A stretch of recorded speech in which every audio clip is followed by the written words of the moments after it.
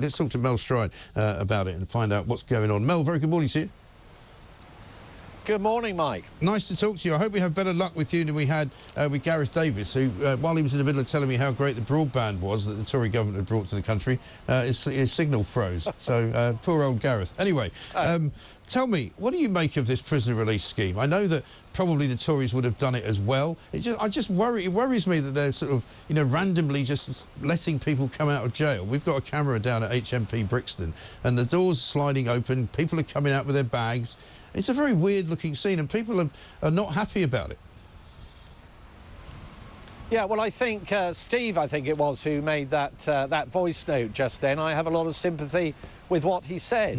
Now, we know that there are going to be 1,700 prisoners released today, but we also know that there will be amongst those people who could be potentially a threat to others. And we also know that many of those people who they could be a threat to have not been notified that those individuals are being released. And the other point I would make, Mike, is that a lot of these prisoners going out are actually not going to necessarily be going into appropriate accommodation. And when that happens, what we know is that reoffending rates increase quite significantly. So I think the execution of what is happening here is a cause for some considerable concern, and Steve is right to raise the points that he has. I think so. And I mean, people criticise the Tories for not building enough prisons, but we've had a message from somebody down in Swansea who said that there was a plan to build a prison in Port Talbot, I think, a few years back, but it was opposed by Stephen Kinnock, Labour MP for the area, and it never got built. So, I mean, was that a problem for you guys?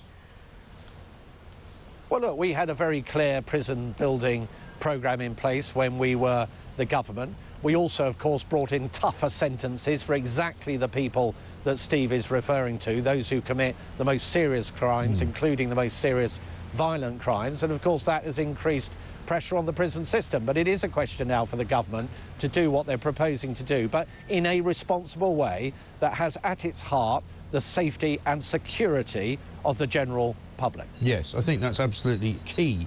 And obviously, like I said to Gareth, they should have been released surely into a slightly more protectionist environment, somewhere where they could be watched, where they could be behind a fence of some kind, by all means have halfway houses and all of that. But this just seems very random and uncontrolled. Well, as I say, it just doesn't have the feel of something that's been properly thought through. And I mentioned accommodation. One of the things that really drives reoffending rates, which of course is what we don't want to see for these that are being released, is the kind of accommodation that they are moved into when they leave prison. And at the moment there are serious questions hanging over that aspect of what is happening, and we do need the government to answer those questions, and indeed the question that I've just raised about whether people are being properly notified that people that may be a problem or a danger to them have actually been released as part of this release scheme. Indeed. Let's talk about the other big story politically today, which is, of course, the winter fuel payment, which is going to be voted upon later in the House of Commons. Likely to be quite a few Labour rebels, but likely probably that they're going to abstain rather than actually vote against it. So the Commons won't hold the bill up, but the Lords might, because Baroness Altman's got a plan, hasn't she? Well, she's got what's called a fatal motion in the House of Lords, and we'll see where that goes.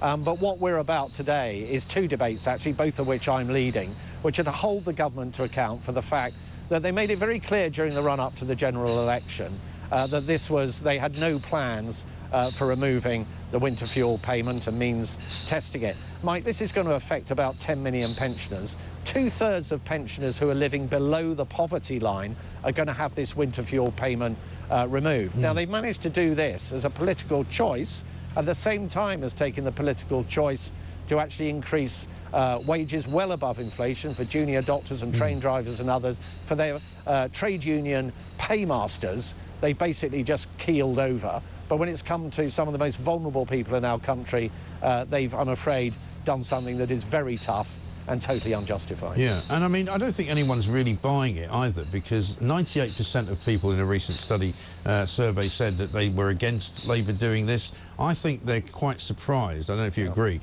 at the opposition to this plan. Yeah, totally. I mean, you look at the petitions out there. Age Concerns petition has reached 500,000 people. 38 degrees petition is 1/3 of a million. You mentioned widespread disapproval of this. Unite the Trade Union has described these steps as picking pensioners' pockets. Yeah. And this is exactly what they're doing. And it is a political choice.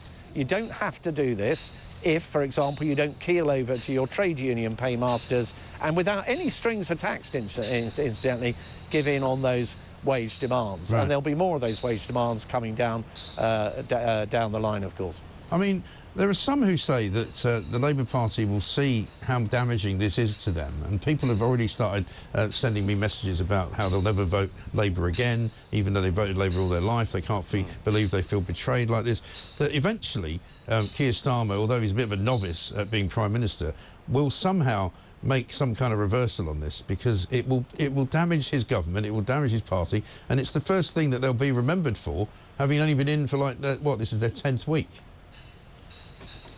Well, we are working very hard as an effective Conservative opposition to hold this government to account and to try and drive that U-turn. But do you know what this is really about, Mike? This is about integrity. Now, Keir Starmer said in the run-up to the general election he would have a government in which he was transparent and acted with integrity. They effectively ruled out exactly what they are now doing, and that is not a government that is acting with integrity. And I think that is one of the biggest lessons that the public is now learning. Yeah, absolutely. Because most of the things they're doing, they said they wouldn't do. Most of the things they said they would do, they're not doing. You know, the mystery of the £300 energy saving has vanished into thin air, you know, like a puff of hydrogen. It's not, they don't talk about it anymore. Instead, they said they would put a cap on energy prices. They didn't do that. Instead, that's gone up by 10%, likely to go up some more. You know, people are now going to be paying. Obviously, we now know what they meant by working people that they kept repeating, because they meant not pensioners. Well, yeah, I mean, look, the next instalment of this, Mike, is going to be at the end of October when Rachel Reeves presents her budget to the House of Commons. They made various noises about not putting taxes up during the general election. I'm afraid I think we're going to be in for a bit of a horror show when it comes to tax rises. Yeah. They've concocted this so-called black hole to try and make a smokescreen, blame it all on us. That is not going to wash. The public don't accept that. At the end of the day, these are big, serious charges. One of the areas they've not done anything on, Mike, is welfare reform. Now, I was generating billions of pounds worth of savings within the Department of Work and Pension, getting people into work, cutting the amount of money that taxpayers' money we're spending on welfare with a clear plan. They've said nothing about welfare at all. So if they were prepared to grip that budget, they would be able to spare us a lot of these increases in taxes, be able to spare us cutting the winter fuel payment for vulnerable pensioners across the country. These are big choices, and the Labour Party is just simply ducking them, I'm afraid. Indeed. I've got a question that's come in from Barry on the text here. He says, I've yet to hear any Tory MP apologising for condemning us to 5 years of Labour rule. Is there any chance of squeezing an apology from Mel Stride? This is your opportunity to say sorry for letting them in. So what I'm going to say, Mike, is there's undoubtedly we were not sufficiently united. I think we were too introspective as a party, and there were some big areas in which we failed to deliver. What we have now is the time and the space to put that right, but what we need is the right leader in order to do that, and that's why I'm putting myself forward in this leadership contest. I didn't go into Parliament, Mike, until I was 48 years old, and I spent a couple of decades before that building businesses from the ground up, both here and in the United States, getting that essential leadership experience in order to take our party forward. And that's what most people in the country say they want from politicians, people with real-world experience outside of Parliament. So, look, we can come back. I believe I can provide the leadership in order to do that, such that we reach out to reform voters at the same time as making sure that we are that moderate image to the country and getting back into our column those that went off and voted Labour and Liberal Democrat. And what about those who voted Reform? Did you say you want those back as well, or are you going to talk to Reform and see whether you can do something? Oh, absolutely. No, look. On Reform, Mike, no deal with Nigel Farage. He wants to destroy the Conservative Party. He's a populist and we should have no truck with him. Quite a popular populist, that's not the same thing as saying, well, what we've got to do is we've got to totally respect those voters that voted Reform. We've got to address the issues that are of concern, such as net migration, illegal migration, lower taxation. We have to have clear, very robust and credible policies in that area. We also have to start functioning as an effective opposition under strong leadership. One of the reasons why many people drifted to reform was because they looked at us and just saw us as a dysfunctional government. That is something that I believe that I can drive to change. Now, it's going to be knocked down, I think, to 4 the next leadership round, is it not? You came second to last. Priti Patel dropped out.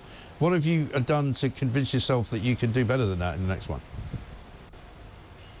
Well, I think it's all to play for. I was 1 vote behind the next person up in this contest. It's a very fluid situation. What I've concentrated on is putting forward my leadership.